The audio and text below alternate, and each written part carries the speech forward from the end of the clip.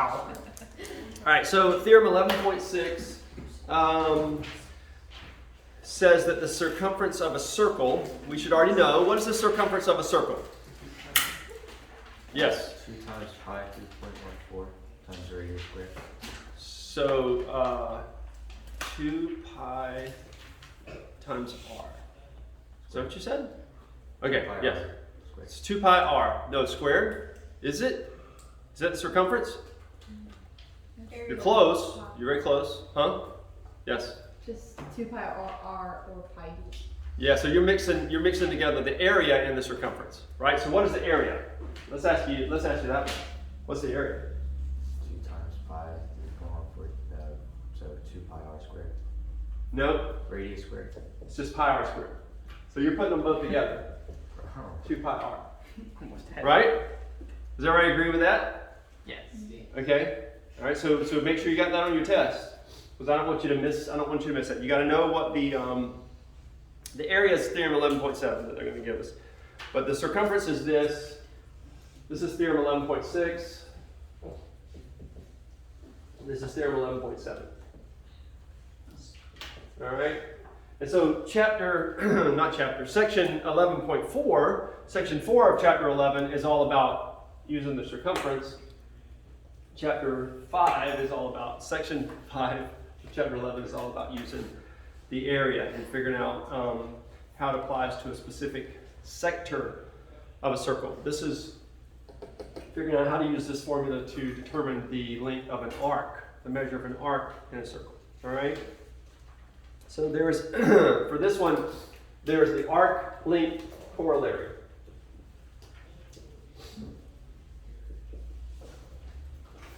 And the arc length corollary says that if you have a circle that we're going to draw like this, and we're going to label point A and point B. Why did I draw them? I said B and then I drew A. All right, A, B, and we've got a center of P here. Why did they even need P? I didn't need it. Yeah, because I drank too much water. All right, so David said that, not me. The arc length of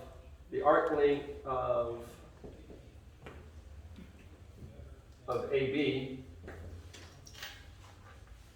of arc AB, divided by 2 pi r is equal to the measure of AB,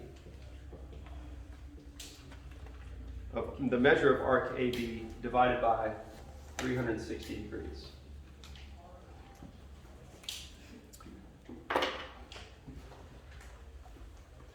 So this should just kind of make sense without them necessarily having to say it. If you think about what the point is here, the measure of arc AB, right? The angular measure of this arc AB here is some percentage of the entire measurement of the circle, which is 360 degrees, right? What is that percentage or that ratio? Well, it's whatever the measure of this is over the total number of degrees in a circle.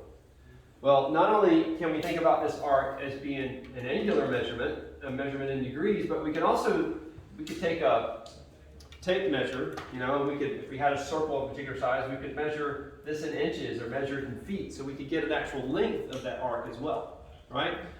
And so the length of that arc, just like we've got the measure of the angle of that arc, and there's some ratio between that and the total number of degrees in the circle, we can also take the length of the arc, and there's some ratio of that length, this length here.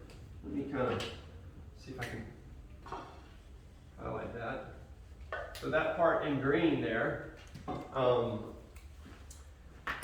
there's some ratio of that to the length all the way around the circle. Well, what is the length all the way around the circle?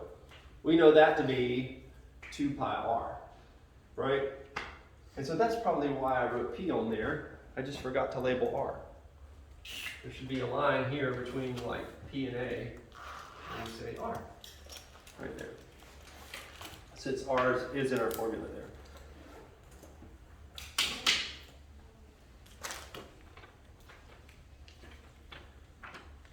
No, but they didn't label in the book. That's why I didn't put it on there.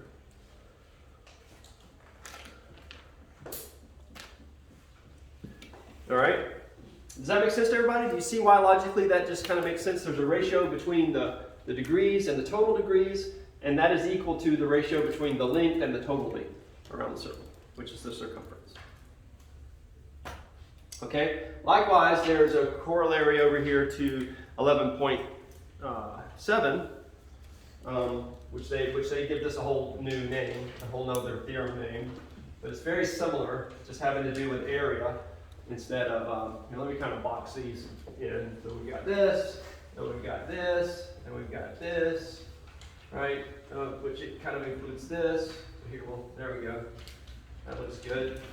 And then we've got theorem 11.8. So what does that say? Theorem 11.8 says that the area over pi r squared, if we're talking about a sector, if A is the area of a sector, then A over pi r squared is equal to the measure of AB over 360 degrees.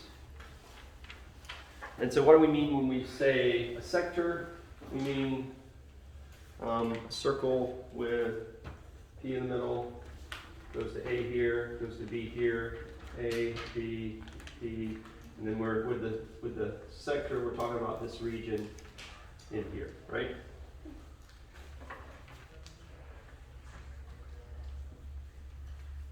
So you guys see how it's very similar to what we have here. Notice on both sides of these, you have the measure of the arc over the total measure of the degrees of the circle is equal to, that ratio is the same as the ratio of the length of the arc times the entire, over the entire, the length of the entire edge around the circle, the circumference. And here is the measure of AB over 360 is equal to the area of this little region here divided by the area of the entire circle, which is pi r squared. So this is our, this all goes together as well. All right, so let's just pick a couple of problems and make sure that we understand how to do those. I'll just randomly grab one here. So this is 11.4 and 11.5 together? That's it. Yeah, that's all it really talks about. Is just making sure you understand those concepts. So if I gave you something like this, and I said this was 100 degrees, and I said this length right here was 7 centimeters. And I asked you for the measure of EF.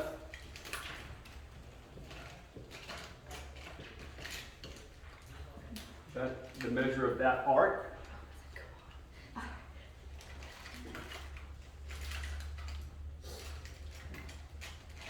I'm sorry, it's the length of EF. My bad. The length of EF. It's not the angle measure of EF. It's the length of EF. So length of arc EF. So that's what we're trying to find. We're just going to set that equal to x. So we'll just label that as x there.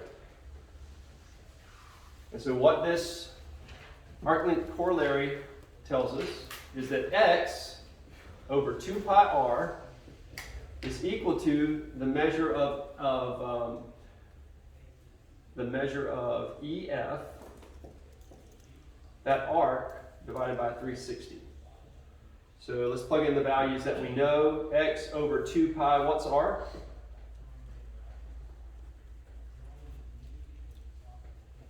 Yes, Joshua? 7 centimeters. Perfect.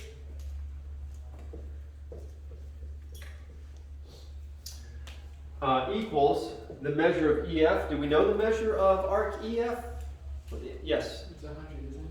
It's 100, that's right. So we have a theorem somewhere that tells us that that if you have a central angle like that, in other words, an angle that's formed by drawing two line segments from the center of the circle, then whatever the measure of that center angle of that central angle is will also be the measure of the arc that those two line segments creates, right?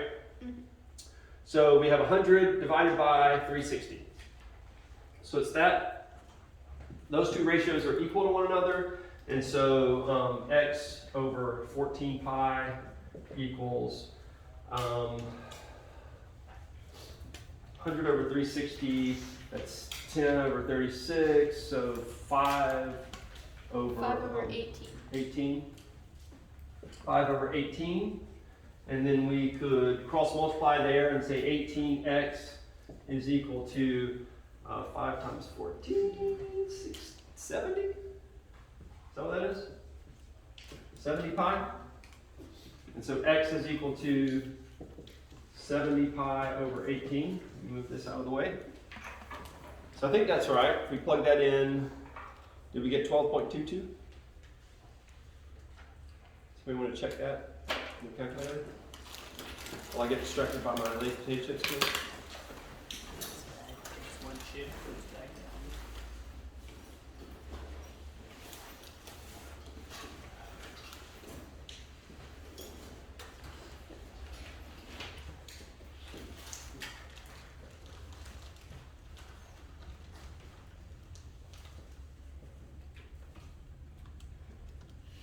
This is taking a while. 12.22, okay. So x equals roughly Yep. 12.22, and we have to remember the unit, which is centimeters. Because this is not a measurement in degrees, we're figuring out what the length of that arc is. Okay? Any questions about that?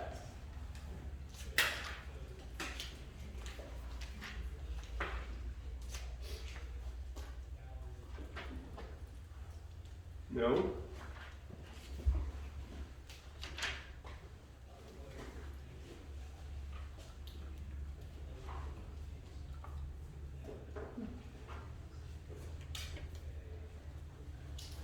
So is that all we're doing for homework for 11.4 and 11.5? Yeah.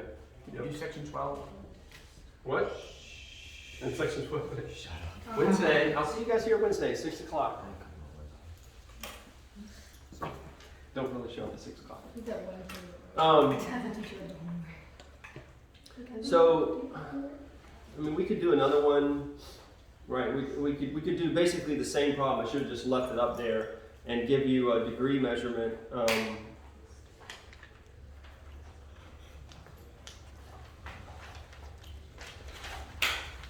So like we have this problem here. My circles are getting less and less circular. There we go. And we could say this is P, and this is 4 feet, and this is 80 degrees. And I could say, what's the area of this sector right here? And so, as far as the area goes, we're going to use theorem 11.8, and it says the area of the sector A is equal to pi times r squared. What is r in our case? It's 4, right? So 4 squared equals the measure of arc AB, which they tell us is 80 degrees. Again, it could have been just like our last problem where they put the 80 degrees here, right? And then we would know that the measure of that arc was also 80 degrees. That 80 degrees divided by 360 degrees. And so we have A is equal to 16 pi on the bottom. That is 1 over 4. Is that right? Need you guys to check me on the math. It's 2 over 9. 2 over 9. Yeah, because why would I think 8 goes into 360? That's 90, right? That's why I asked you. So who told me that? No? Yes. So 2 over 9 is what that will reduce down to. And so when I multiply that out, cross multiply, I get 9a is equal to 32 pi. And A is going to be, if I punch that in my calculator, A is equal to roughly 11.17. Where'd you get the 32 pi? I did 2 times 16. Oh, you cross multiplied. Yeah, cross multiply. And since this unit is area, since this measurement is area, what would our units be? Feet squared. Feet squared, that's right. Okay, so expect some simple problem like that on the test. I can make it a little more complicated by putting like an x variable in there or something like that, and you ask you to find x, right? There's always a possibility there might be something like that. Joshua. Yes, go for it. All right, so let's go on to review. So we kind of did a review of 10.3 to 10.5 by going over the quiz, but there may be additional problems in that section that you want to review. But what I thought I would do, and I apologize, I had intended to send you guys, there was a special request for a review sheet, right? Yes. Right? Anybody want to agree with that? Yes. I think it was Gracie, yeah. Right, she asked me for, and it meant a lot to me, Gracie. I don't want you to think I blew off your suggestion, and I was like, no way. I even said in the homework that I was hoping to get you guys one, and I didn't get it out to you, but I do have one here that I thought we could just check some problems out today. All right? Are you gonna send it out? I'll send it out to you, yeah, so you guys can use it for the review. All right? Oh, you might want to turn your video off because it's not getting it either. Oh, it's not. Okay, you're right. Well, you could like Um, rotate it. Well, what I'll do is I'll point it up here. Yeah. Oh, that's smart. Well, it's smart until I have to do something on the board, and then I'm right. Let's see. Is this for the final of the test? This is for the test. This Could be is for the final section as well. 10.1 through 10.3 is what this review is for here. So let's make sure that you guys can name these parts, right? So let me come down here to some. Name that part. Name that. All right. So if I said center, what would you give me? The center. P and X. P or X, right? What about the radius? Just somebody give me one. MP. PM. MP. All right, good. Somebody give me a different one. XU. XU, yep. K. Or Y XY. and an I R. think it's an R. You got them both. I can do mine. Or XR. Agreed. It's an R. I have to. So those are pretty simple. What about a chord? What? WY. What is it, Joey? RT. RT. So RT. Oh, No. whoops, sorry, I meant RY. That was a T. RY. RY is a chord. RY is a special chord. What's another name for RY? Diameter. Diameter. Because it passes through the center point, and it's also a diameter. What's an example of a chord that would not be also a diameter? Y. Y what? W. Or Y. U. I think that's a U. YW. Yeah. I'm sorry, I'm losing Y. Okay, YU, YW, yep, both of those. RQ would be another example. MN would be another example. What about a secant? PM. It's probably wrong. That's a radius, never mind. So I would say, what'd you say, PM? I would probably pick the line UY if it just asked me to define a secant, because we have a line that actually extends outside the circle but passes through 2 points of the circle. Okay. What about a line that is a tangent? ST. ST, that's right. Only hits the circle at 1 point. And give me a point of tangency. R. R. R, that's the only point. No, that's not the only point of tangency we have, actually. Can you give me another point of tangency? Q. Q is also a point of tangency. Yeah. It's where you would pass a line that only hits 1 point on the circle. I got it. For the smaller circle, give me a minor arc and its corresponding major arc. It's the corresponding major arc. So UR would be a minor arc, you're correct, but then you'd have to say like UYR for the major arc. So it's the whole rest of it, right, compared to that minor arc. Does that make sense to everybody? Yes. Yeah. Okay. Okay. Semicircle? R. Y. Uh, RY. You're going to have to define it with 3 points. RW. RWY. R. U. Y. RWY would be a semicircle. And then a central angle versus an inscribed angle. What's Central angle UXR. UXR? That's right. A central angle has to have the center point as its vertex, and an inscribed angle has the edge of the circle as a vertex, right? So like UYW or RYW or RYU, those would all be inscribed angles, right? Any questions about any of those definitions? Because people are kind of yelling different stuff out. So I want to make sure, does everybody understand those definitions? These little Buc-ee's bits are awesome. Right? Yeah. Totally want some cotton candy now. All right, so let's go on down here. So yeah, like you might see it like this on the test where those sections are identified and you have to pick the appropriate name for that one. Determine if line AB is tangent to the circle. So how do we go about doing that? Maybe I should have shown you guys the other one. Is it because there's a triangle? So you don't see the answers. Yeah. But yeah, so if I'm trying to determine if AB is tangent to, and are you guys okay with us just kind of talking through these versus me trying to write them all down, because it'll just take a little longer, right? Let's talk through them. I am going to grab my notes so I can refer to the appropriate theorem. But yeah, this one we're able to, if we're going to say whether or not this line is tangent to the circle, then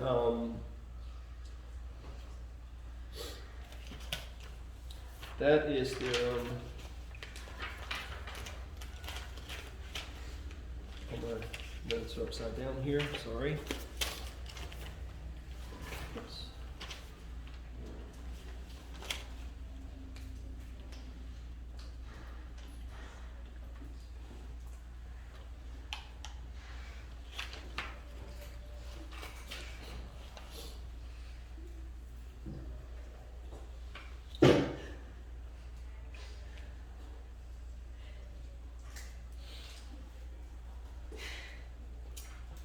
Oh, okay, sorry, it just clicked with me.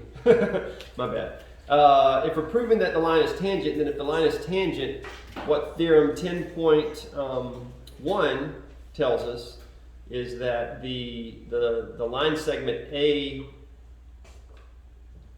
we'll say the center point on this is P, or we'll say it's C, okay? So the line segment AC would have to be perpendicular to the line segment AB.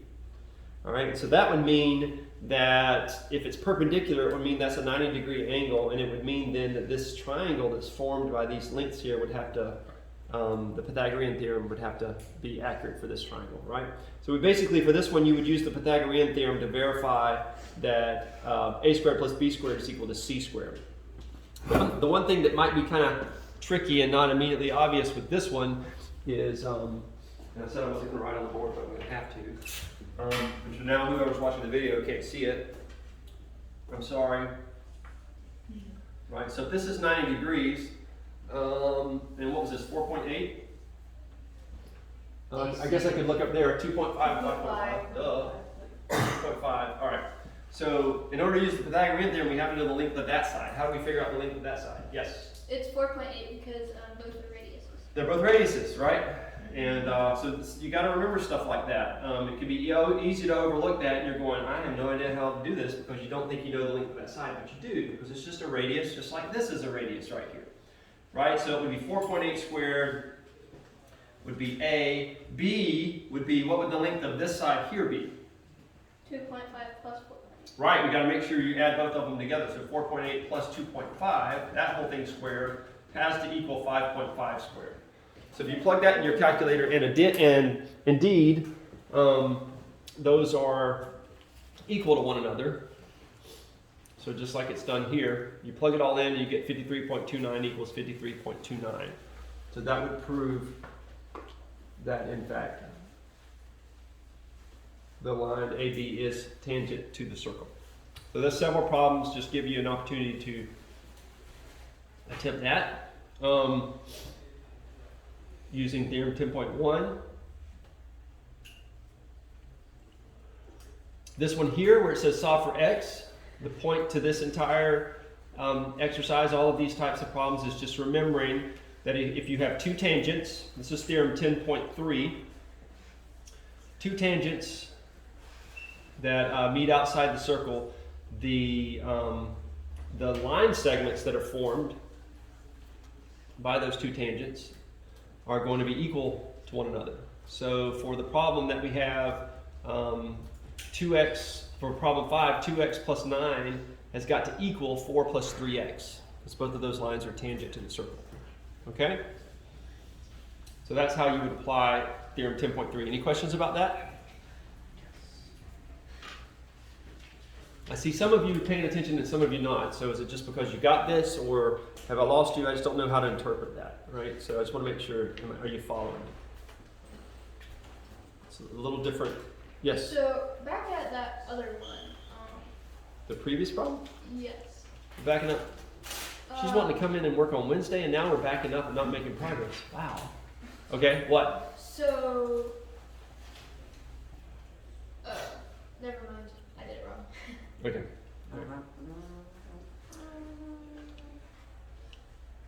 You good? You sure? Yeah, I'm just picking on you, right? Yeah, Uh-huh. I switched some stuff around. Okay, cool. All right, so just make sure you know based on 10.3 that if you see a problem set up like this, that the length of this segment here is got to be equal to the length, has got to be equal to the length of this segment here. Okay, so you can set those two equal to one another and solve for x. All right, if an angle is given, name the arc it makes. If an arc is given, name its central angle. So let's jump over here real quick and just do a couple of these, so we don't see the answers. All right, so for like number 10, if the major arc is JQL, what's the central angle? I'm sorry, the major arc for JQL. What's the arc? What is the arc for the central angle JQL? JKL. JKL, that's right. So just be arc JKL. Wouldn't that be JIL though? Because JIL is greater than JKL. Oh, I'm sorry. Yeah, it's asking for the major arc. You're right. The major arc. So yeah, let's make sure that you know that. Again, if we've got a central angle, this is the minor arc here, and then all of this around here, right? That section there is the major arc. So you're right. The answer for that one would be, you're already on the board, yes. The answer for that would be arc JIL. And you would write that just as a reminder, like that. JIL with a little tiny rainbow over it, right? Whatever you want to call it. A rainbow with just one color. Yes. What about for number 12? They want us to find the central angle for FG. What's the central angle for arc FG?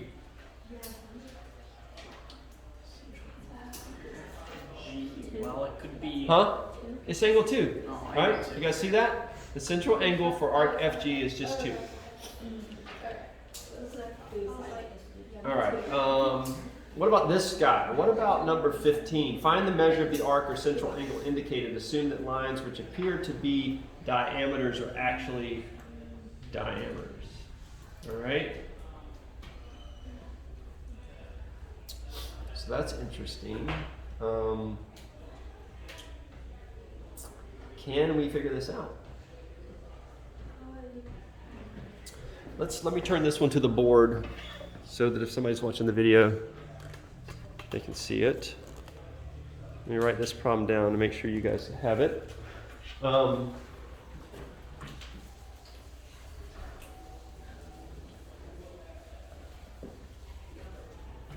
right, so that's on. I keep forgetting that. So we've got this that looks like this. We've got something that kind of comes down like this and comes over here, and this is said to be 105, and this is 100. And this is 55, right? And it's asking us for this one here. What's that? Well, actually, this is super easy. Yeah. Sorry, I had a more complicated math problem in my head. It's 100 degrees, right? Because the central angle is the same measurement in the 1675 degrees. My bad. I know. Let's see, W, maybe this is one like I was thinking. WYV. Here we go. Okay, here's one I was thinking that was a little more complicated. So this one, and this one's still not terrible.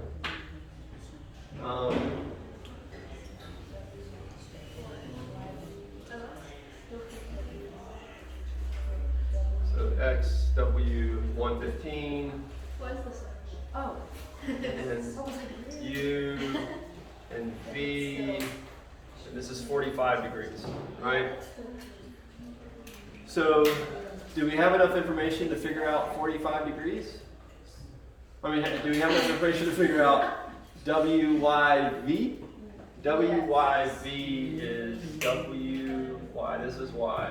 What's this one right here? How would I figure that Yeah, out? 70 degrees. Yes? Ian?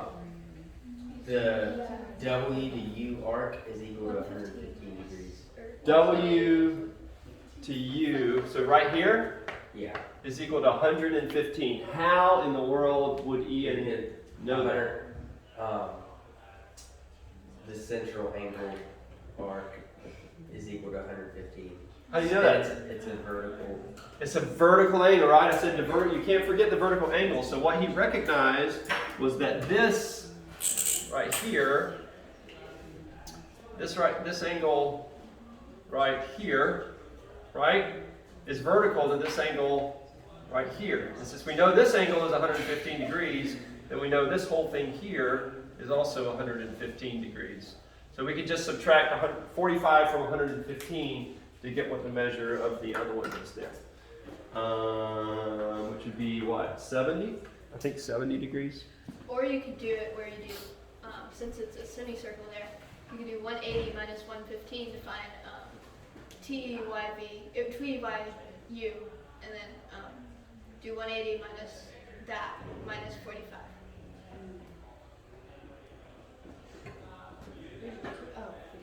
There's a T right here. Yeah, I was like, where's T? All right. So you said 180. This is a diameter and this is a diameter. So we know all the angles over here are 180, right?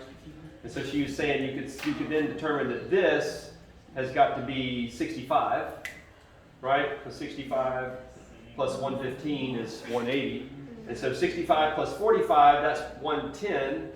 And Minus 180. 110 minus 180, since this whole Or thing is 180 180, has to be 70, right?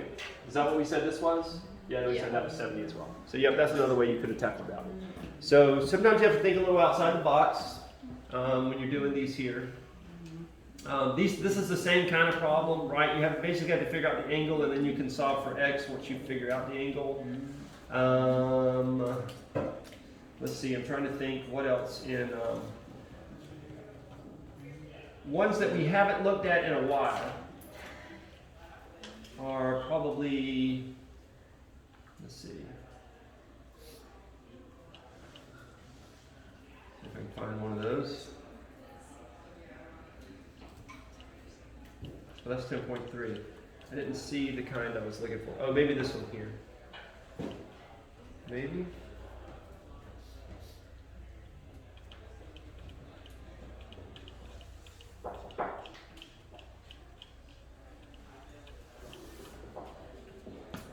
What about 32?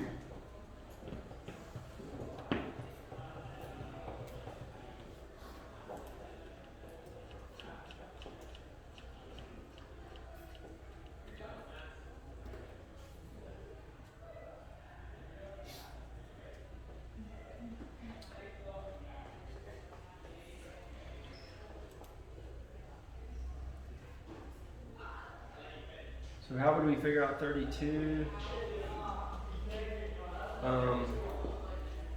If you think about 32,